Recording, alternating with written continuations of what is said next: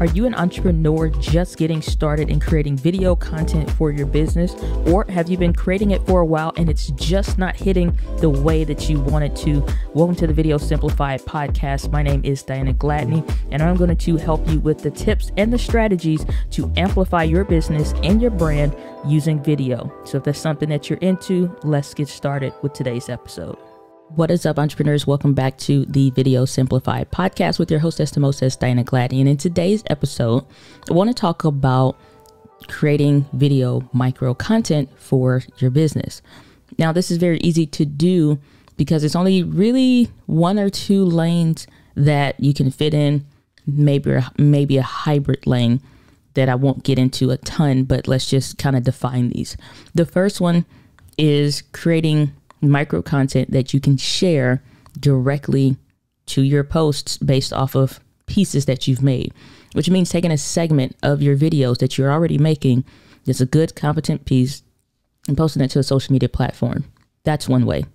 The second way is creating a dedicated piece that has no connection to anything else. It's not coming from anywhere. It's just a piece that you're making. You can answer a question. You can do whatever. Pick it for how you come up with the what you make. Totally on you, and a lot of different avenues there. However, this is a piece that's only being made for a specific platform. This is something like an Instagram stories, because you have to be in the stories app, turn the phone on yourself and start it in order for you to start making it. That's one piece. The third one can be considered like a hybrid piece, in which this isn't something coming from a prior video only. This isn't something only mixed within, for the platform. It is something that's a little bit of both. So maybe it's a piece from a video. It could be B-roll clips. It could be an actual talking segment, or it could be a piece that you are actually, you're mixing. You're taking a piece that you already have, or maybe a piece that's going around that's trending or something like that, and you're mixing that with a native piece. A person that does a great job of this is Gary Vee.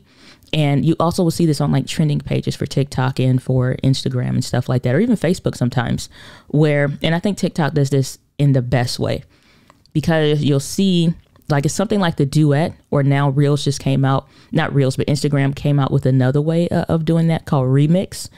So I guess they're trying to stick with the R of everything: remix, Instagram, Reels, all that kind of stuff.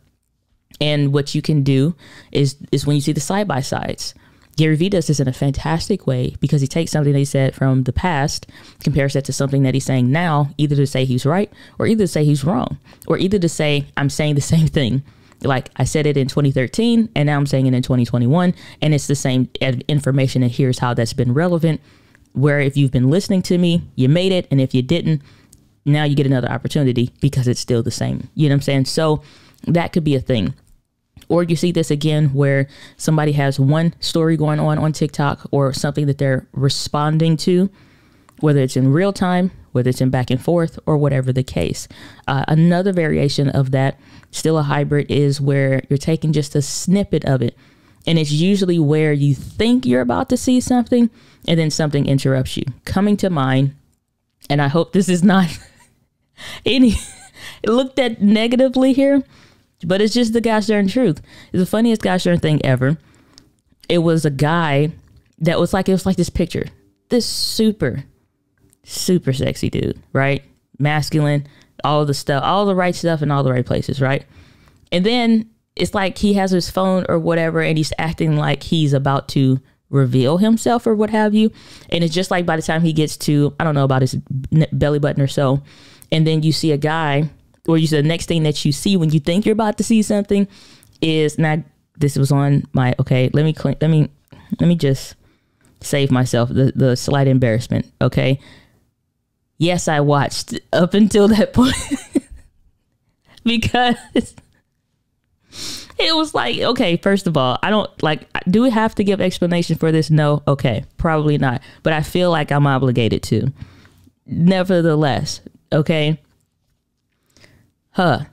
Because it just sounds like, what the hell were you watching, or where were you at? It was just on the feed of Facebook. Okay. It's like, I'm trying to give explanation for myself to prove that I wasn't doing something that I maybe shouldn't have been, but it's like, either way, it was on the Facebook. And I was like, yeah, that definitely stopped the scroll. All right. So right when you think you're about to see something or whatever, Cause you like, hold on, how is this? Okay, how is this here? But okay. And so this guy comes in, and the next thing that you see is a bunch of just like white, and this guy has his Bible, and he's slapping the camera, and he's like, and he didn't even say anything. He just looked at it like, now you know better. And then that was it. And he said nothing. All you heard was the Bible hitting the camera, like, hey, stop. Like, you know better. Get it together. And it was the funniest thing. I mean, the absolute funniest thing, hence why it was going around. Nobody, nor did I ever see, and I can't say nobody ever did, but you never saw the what comes like the original video. Never. You only saw the hybrid version of that because it was hilarious. Because what you thought you was about to see, you weren't. Now, I'm a person that enjoys a nice little piece of craftsmanship, if you will. Okay, so again, a nice, attractive man you see with his shirt off on, just like, okay, that gets your attention for a second. But the pattern interrupt there is the fact that the guy just comes in with the Bible of all things, like, get it together, snap out of it, and get back to your normal day. You're like, okay, my bad, I was slipping. So, not that you got to go all that route, but it's funny because it's not what you expect. However, it's the funny thing that happens when it's like, tell me or show me a person that lives rent-free in your house that, you know, show me a person that lives rent-free in your house that eats everything. And the cutest thing ever, again, what you're hearing and what you think you're about to see, you don't. And the next thing that I saw, the cutest little toddler that's like 1.5, 2 years old, 2 little teeth coming in at the bottom, just cheesing and drooling. And it's just the prettiest little baby, and just different stuff of the baby doing cute little things. But that's a person that lives rent-free in your house that just thinks you're there to serve them only.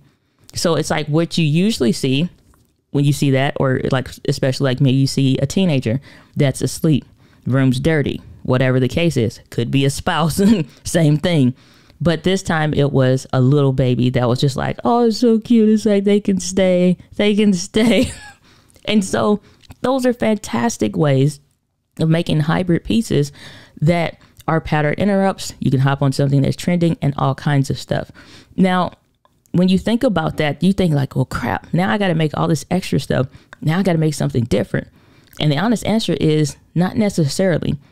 I make different stuff when I'm inspired to, or when I'm sitting and I have thought and I pick up, you know, paper. I always have paper around me, or a notebook, a journal, or something, so I can sit and have time to really think and piece this together. Like, do I really want to make this thing that I'm thinking about, or I'm having this idea or something that inspires me?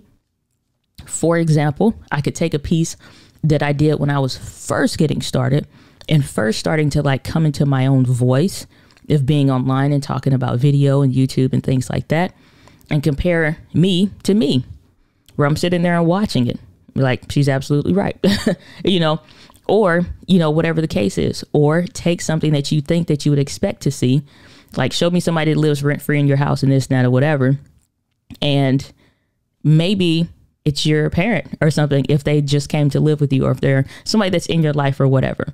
But it's the other way around. Instead of it being them taking care of you, as you take care of them. And it could be something that's super sweet, because maybe you take them out to dinner and stuff like that. So things like that, it's like, if you think of something, or if you see something that gives you an idea and you want to create your own version of it or recreate it, go for it.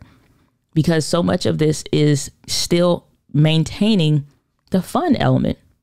That's why you'll see somebody like a Gary Vee share something that's him garage selling in the summertime every year, and you just kind of can't get enough of it if you follow him or whatever, because you kind of don't care. He's showing you hustle hacks and stuff like that or whatever, but I just like to see things that people are interested in other than the core thing that I'm following them for. So it's just an interest point, kind of like for me. The other thing is also like the interactions that he posted one today about him seeing a kid where he was literally just going to a yard sale. And it's like, Gary Vee, what are you doing in my neighborhood? Like, I live right here. Like, what are you doing here? He's like, oh, showing people how to garage sale, like always in the summer, doing his thing. Have a conversation that he's like, no, man, don't go do the traditional thing. Go do what you're passionate about and what you love, because you can always go back to going to finance school. Like, finance school is never going to change. It's never going anywhere. There's no advancements in technology to make finance school any less available or, applicable later or in 2 more years if you want to come back to it. But go explore while you have your youth and go do it, because you can always, you can mess up for the next 10 years and you still have plenty of time. So that was the piece in 30 seconds or less. I'm pretty sure it's 30 seconds or less. And so when you think about what you post, sometimes people think too much into what you post. Yes, there are these 3 categories that I just outlined, just to show that it can kind of fit into one bubble or the other. A piece that you make dedicated for it could be using the tools that's already built into it. I did a piece that I'm not necessarily comfortable with, simply because I enjoy using my cameras and stuff like that. But I also wanted to get some experience the more that I'm taking up a presence on TikTok. And honestly, like I said, hit that For You page over the last couple days and still on there for whatever reason. So it's just alrighty then. And so it's just starting to turn into a snowball thing.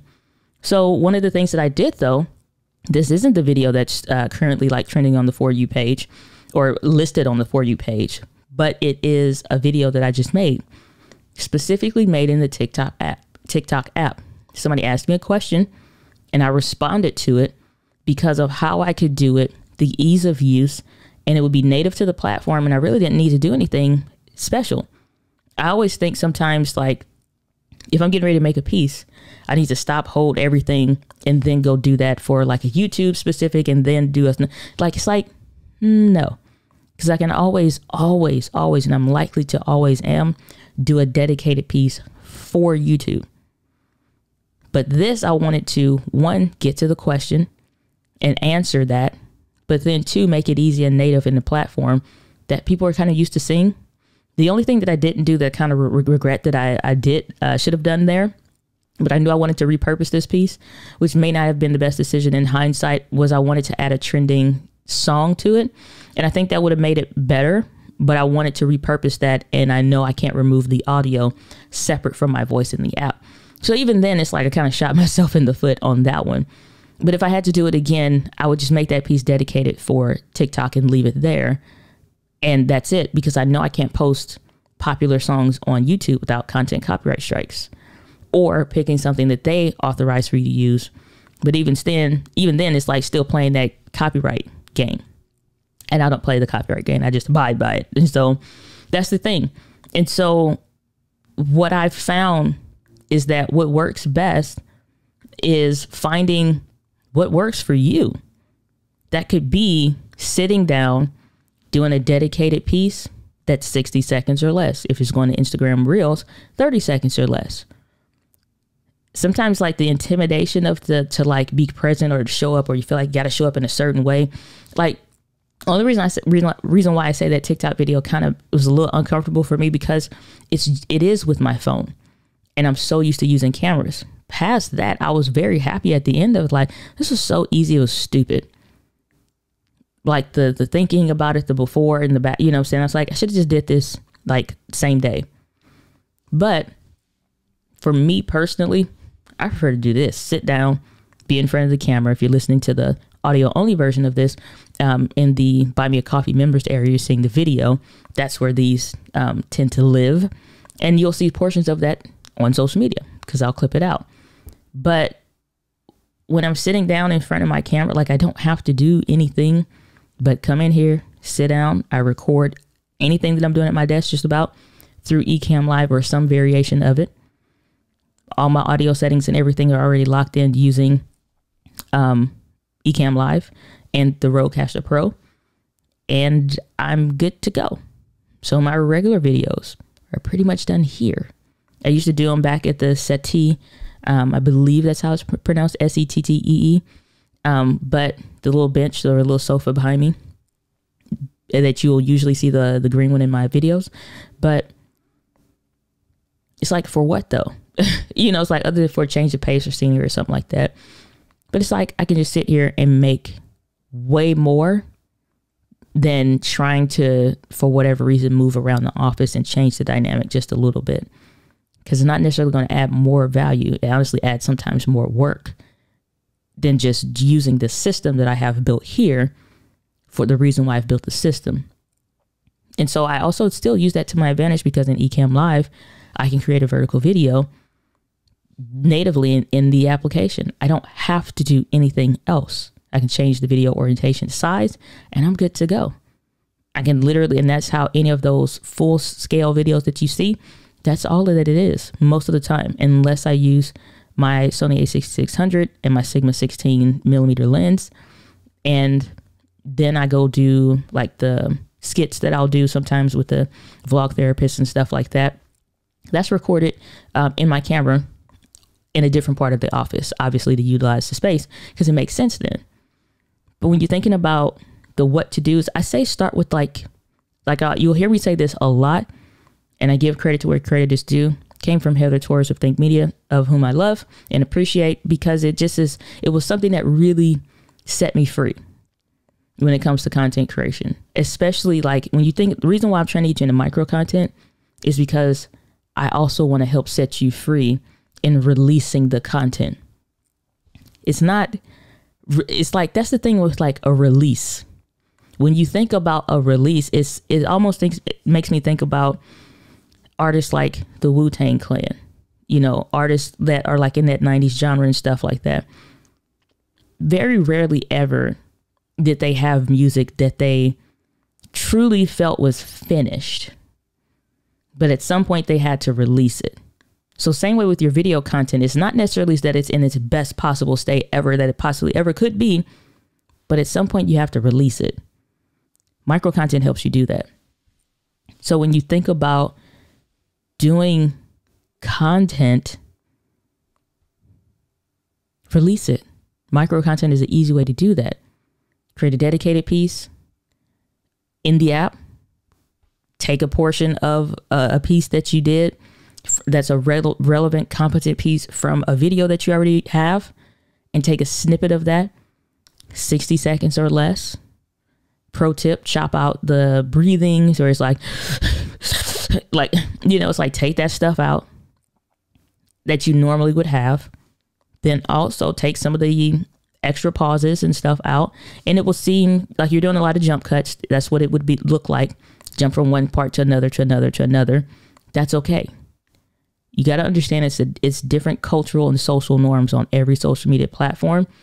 And you may feel slightly uncomfortable with that, but that's okay, because your audience will be comfortable. And a lot of what you're going to do as a content creator is in discomfort for you, but to be of comfort to the audience. So get used to it. Or you could do a piece that you have that is in the app, a story, something that you do or whatever. I did another one that was like a Rodecaster Pro hack.